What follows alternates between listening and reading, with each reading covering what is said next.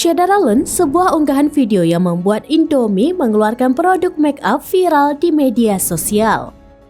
Video tentang produk make up Indomie tersebut diunggah oleh akun TikTok @karenkurniawan_kk. Dalam videonya, pemilik akun menampilkan sebuah kotak make up berdesain khas Indomie. Bahkan terdapat produk Indomie dalam kotak make up tersebut. Di dalam kotak terdapat produk make up berupa face palette dan sheet mask. Desain khas ala bungkus Indomie pun terpampang nyata dalam kotak make up tersebut. Belakangan diketahui produk tersebut merupakan kolaborasi Indomie dengan Rabbit Head.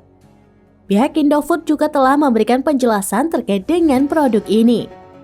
Melansir Kompas.com, Senior Brand Manager PT Indofood CBP Sukses Makmur Tbk Cherry Anissa Nuraini menjelaskan bahwa produk tersebut merupakan kolaborasi Indomie dengan Rabbit Habit sebagai salah satu brand partner kolaborasi. Rabbit Habit merupakan brand make up asal Indonesia yang memiliki ikon berupa kelinci berwarna biru.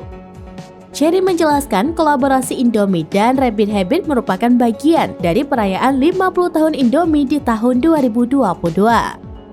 Menurut Cherry, kolaborasi antara Indomie dan Rabbit Habit berupa produk make up menyasar para beauty enthusiast yang juga merupakan penggemar Indomie.